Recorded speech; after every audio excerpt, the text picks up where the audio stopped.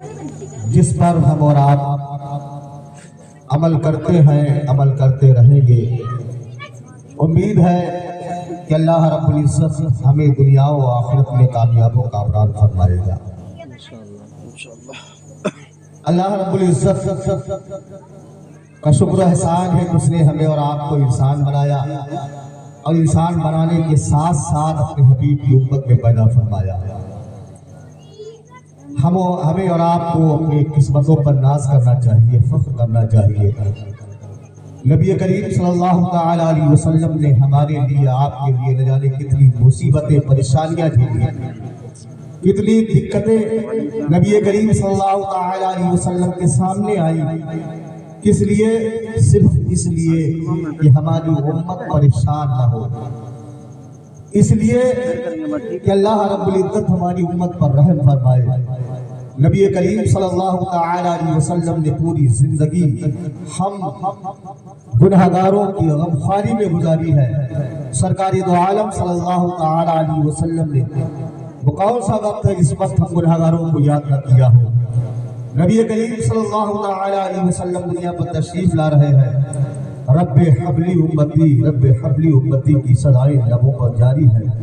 سرکار دو عالم صلی اللہ تعالی علیہ وسلم بظاہر 63 سالہ جو زندگی گزار رہے ہیں، زندگی کے ہر موڑ پر اپنے گنہگار امتیوں کو یاد کر رہے ہیں۔ ہماری سرکار دنیا سے تشریف لے گئے، اپنے گنہگار امتیوں کو یاد کرتے جا رہے ہیں۔ اور یہی نہیں پیارے، جب اللہ رب العزت قیامت وقع فرمائے گا، روز محشر کا دن ہوگا، سواریزے پر سورج ہوگا، زمین تابے کی ہوگی، کوئی کسی کا خوشحال حال نہ ہوگا، ہر کوئی ایک دوسرے سے بھاگ رہا ہوگا، جب کوئی کسی کا حال پوچھنے والا نہ ہوگا، تو ایسے عالم میں اگر قیامت کے دن تمہاری غمخواری کے لیے کوئی آئے گا تو وہ ہمارے آقا رحمت عالم نور مجسم صلی اللہ تعالی علیہ وسلم کی ذات مقدسہ ہوگی، تمہاری غمخواری کے لیے کبھی میزان عمل پر ہوگی، کبھی حوض کوثر پہ ہوگی۔ میرے آقا کی ذات مقدسہ کبھی اپنا سر پلسرات کے کنارے، پلسرات کے پاس سر سجدے میں رکھ کر رب کی بارگاہ میں انتظار کر رہی ہوگی، یا رب سلم امتی، یا رب سلم امتی۔ برادران ملت اسلامیہ، کبھی تو سیدی سرکار اعلیٰ فرماتے ہیں کہ رضا پل سے اب وقت کرتے گزریے، رضا پل سے اب وقت کرتے گزریے، کہ ہے رب سلم صدائے محمد، کہ ہے رب سلم صدائے محمد۔ نبی کریم صلی اللہ تعالی علیہ وسلم جب تک بظاہر دنیا پر رہے، ہماری غمخواری میں اشک بہاتے رہے، روتے رہے، رب کی بارگاہ میں ہماری رات کی بخشش کی دعائیں کرتے رہے۔ قیامت کے دن جب اللہ رب العزت تمام انبیاء کرام کو نور کا ایک منبر عطا فرمائے گا، آدم سے عیسیٰ تک اللہ رب العزت تمام انبیاء کرام کو حکم دے گا، اے ہمارے نبیوں اپنے اپنے نوری منبروں پر جلوہ افروز ہو جائیے۔ تمام انبیاء کرام اپنے نوری منبروں پر جلوہ فرما ہوں گے۔ ہمارے آقا رحمت عالم نور مجسم صلی اللہ تعالی علیہ وسلم اپنے نوری منبر پر تشریف فرما نہ ہو کر اپنے امتیوں کو کہیں حوض کوثر پر، کہیں میزان عمل پر، کہیں پلسرات پر ہم سب کی غمخواری کے لیے کھڑے ہو گئے، ہماری ٹوٹی ہوئی کشتیوں کو پار لگا رہے ہوں گے، ہماری پھٹکولا کھاتی ہوئی کشتیوں کو پار لگا رہے ہوں گے۔ برادران ملت اسلامیہ فرمائے گا، اے محبوب اپنی نوری منبر پر تشریف رکھیے۔ رب فرمائے گا، اے محبوب اپنی نوری منبر پر بیٹھ جائیے۔ ہمارے آقا فرمائیں گے، اے مولائے کائنات، جب تک ہماری امت کا ایک بچہ جنت میں نہیں داخل ہو جائے گا، جب تک میں اپنے نوری منبر پر نہیں بیٹھوں گا۔ یہ کس لیے ہوگا؟ کس کے لیے ہوگا؟ یہ سب ہماری اور آپ کی غمخواری میں ہوگا۔ مگر ہم اتنے ناکارہ ہیں، ہم اتنے ناکارہ ہیں کہ اپنے آقا کو بھول گئے، آقا کے ہر قول و فعل کو بھول گئے۔ اللہ کہ حبیب نے ہمیں جو طرز زندگی دیا تھا اسے ہم فراموش کر چکے ہیں۔ ہم دنیاوی معاملات میں اتنا مگن ہو گئے کہ ہم اپنے آخرت کو بھول گئے، اپنے دین سے تعلق توڑتے ہوئے نظر آ رہے ہیں۔ یاد رکھو، اگر یہی کردار رہے گا، اگر یہی طریقہ رہے گا، تو یاد رکھو وہ دن دور نہیں ہے جس دن کے لیے ڈاکٹر اقبال نے کہا تھا کہ نہ سب لوگے تو مٹ جاؤ گے ہندی مسلمانوں، نہ سب لوگے تو مٹ جاؤ گے ہندی مسلمانوں، تمہاری داستان تک نہ ہوگی داستانوں میں، تمہاری داستان تک نہ ہوگی داستانوں میں۔ مسلمانوں پلٹ کر دین کے مرکز پہ آ جاؤ، مسلمانوں پلٹ کر دین کے مرکز پہ آ جاؤ، ابھی دنیا کو تم سے خدمت اسلام لینی ہے۔ مسلمانوں اپنے ماضی کو دیکھا کرو، گزرا ہوا کل دیکھا کرو، اپنے حالات دیکھا کرو، دیکھا کرو کہ کل ہم نے زندگیاں کیسے گزاری تھی، آج ہماری زندگیاں کیسے گزر رہی ہے، ہمارا ماضی کیسا تھا اور ہمارا مستقبل کیسا ہے۔ برادران ملت اسلامیہ، اپنی تاریخ کو اٹھا کر دیکھا کرو، تاریخ کو کھنگال کر دیکھا کرو، دیکھو کہ جس انداز سے آج ہم زندگی گزار رہے ہیں، کیا ہم نے ماضی میں اسی انداز سے زندگی گزاری تھی؟ تو نہیں، ہم نے جب اپنی تاریخ کو دیکھا، اپنے ماضی کو دیکھا، تو ہم نے یہ دیکھا، ہم نے یہ پڑھا کہ ہم جدھر سے نکل جایا کرتے تھے، جدھر سے ہم نکل جایا کرتے تھے، غیر قوم ہمیں دیکھ کر پکار اٹھتی تھی، یہ اللہ والے آ رہے ہیں، اللہ کے بندے آ رہے ہیں، دین اسلام کو ماننے والے آ رہے ہیں، اسلام کے پیغام آ رہے ہیں۔ برادران ملت اسلامیہ، جدھر سے ہم نکل جایا کرتے تھے، دنیا کی ساری قومیں اپنی نگاہوں کو نیچی کر لیا کرتی تھی، مگر آج کیا ہے؟ آج ہم جدھر سے گزر رہے ہیں، آج ہمیں تنگ نظر سے دیکھا جا رہا ہے، آج ہمیں ترچھی نگاہ سے دیکھا جا رہا ہے، آج ہمیں ذلیل و رسوا کرنے کی کوششیں کی جا رہی ہے۔ وجہ کیا ہے؟ وجہ صرف یہی ہے کہ طریقہ مصطفیٰ کو چھوڑنا ہے وجہ بربادی، طریقہ مصطفیٰ کو چھوڑنا ہے وجہ بربادی۔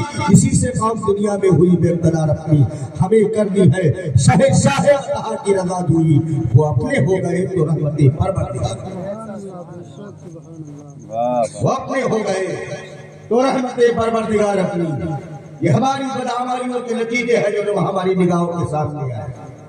آج ہم دنیا کے ہر گوشے میں جو ذلیل و رسوا کیے جا رہے ہیں، جو پریشان کیے جا رہے ہیں، جو ہماری عزتوں کے ساتھ کھلواڑ ہو رہے ہیں، ہماری بدعمالیوں کا نتیجہ ہے۔ ہم نے نبی کریم صلی اللہ علیہ وسلم کی محبت کا رشتہ جو کمزور کیا ہے، اس کا نتیجہ ہماری نگاہوں میں، ورنہ ان کے جو ہم غلام تھے خلق کے پیشوا رہے، ان کے جو ہم غلام تھے خلق کے پیشوا رہے، ان سے پھرے جہاں پھرا آئی کمی وقار، ان سے پھرے جہاں پھرا آئی کمی وقار دے۔ یہ ہماری بدعمالیوں کا نتیجہ ہے۔ مسلمانوں اب بھی وقت ہے اپنے اعمال کی اصلاح کرو، اپنے آپ کو دیکھو، اپنے آپ کو سدھارنے کی کوشش کرو۔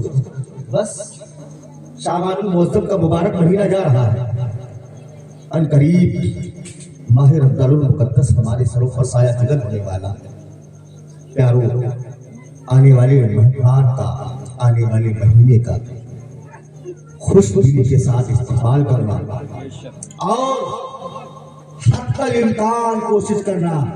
رمضان المقدس کے روزے فرض ہوتے ہیں، اس طریقے سے ہر عاقل و بالغ پر پوری زندگی دن میں 24 گھنٹے میں 5 وقت کی نماز فرض ہے، اسی طریقے سے سال میں 1 مہینے کے روزے فرض ہیں۔ اللہ تبارک تعالیٰ نے ہمیں صحتیں بھی دی ہے، تندرست جسم دیے ہیں، ہم کمزور نہیں ہیں، مگر جو ہی ماہ رمضان المقدس آتا ہے، ہمارا نوجوان، ہمارا بوڑھا، اللہ رحم فرمائے ہماری قوم پر۔ رمضان المقدس کا مبارک مہینہ آ رہا ہے، ادب و احترام کے ساتھ روزے رکھیں، نمازیں پڑھیں، تراویح پڑھیں، قرآن کی تلاوتیں کریں، اللہ کی تسبیح بیان کریں، اور ساتھ ہی ساتھ اپنے گناہوں سے توبہ استغفار کرتے رہیں، رب کی بارگاہ میں التجا کرتے رہیں۔ اے پروردگار عالم، ہم راہ راستے بھٹک گئے تھے، یقین ہے اپنے رحم و کرم سے ہمیں معاف فرما دے، یقیناً ہمارا رب بڑا رحیم ہے، ہماری گناہوں کو معاف فرمائے گا۔ رحیم ہے ہمارا رب، ہمارے گناہوں کو معاف فرمائے گا اور گناہوں کو معاف فرمائے گا جب اس کے رحم و کرم کی بارشیں ہوگی ہم پر تو حالات بدلتے ہوئے نظر آئیں گے۔ یہ دنیا جو آج ہمیں تنگ نظری سے دیکھ رہی ہے، یہ حالات بدل جائیں گے جب اللہ کا کرم ہوگا۔ کیوں؟ اس لیے کہ اللہ فرماتا ہے وَتُعِزُّ مَن تَشَاءُ وَتُذِلُّ مَن تَشَاءُ، اللہ ہی جسے چاہتا ہے عزت دیتا ہے، جسے چاہتا ہے ذلیل و رسوا فرماتا ہے۔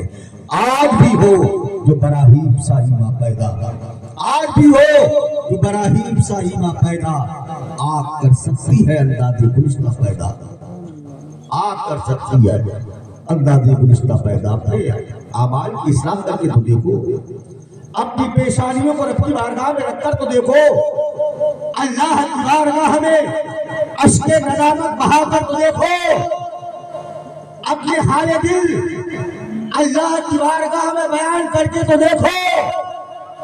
جس دن اشک ندامت بہانے کے بعد اپنا حال دل رب کی بارگاہ میں رکھو گے، اللہ رب العزت اسی دن تمہیں ہر غم سے چھٹکارا کرتا ہے، ہر غم سے چھٹکارا کرتا ہے۔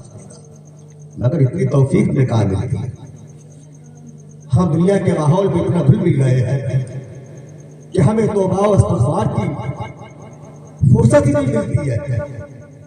دنیا کے معاملات میں پڑے رہتے ہیں، دنیا کی داؤ حشم میں پڑے رہتے ہیں، جھوٹی شہرت کے لیے، دنیاوی عزت کی خاطر ہم اپنی آخرت کو تباہ و برباد کر رہے ہیں۔ مسلمان ہو رہے ہیں، چند روزہ زندگی ہے، زندگی کا کوئی بھروسہ نہیں۔ شاعر کہتا ہے زندگی نہ دیا کس نے، موت کا انتظار ہے دنیا۔ اپنی نگاہوں سے دیکھ رہے ہیں، بہت سے دنیا سے ایسے گئے جو ہمارے بعد آئے تھے، ہم سے پہلے چلے گئے، اور ایک دن آئے گا کہ ہمیں اور آپ سب کو جو دنیا پر آیا ہے دنیا سے اسے جانا ہے۔ اچھے عمل کر کے جاؤ جس سے تمہاری دنیا تمہاری آخرت دونوں شاد و آباد۔ ایسے عمل کرو جس سے تمہاری دنیا بھی سدھرے، تمہاری آخرت بھی کامیاب ہو جائے۔ وہ عمل نہ کرو جس سے دنیا پر بھی تمہیں رسوائیاں ہو اور کل بروز قیامت میں تمہیں رسوائیوں کا سامنا کرنا پڑے۔ بس انہی کلمات پر میں اپنی گفتگو تمام کرتا ہوں۔ رب کائنات کی بارگاہ میں دعا ہے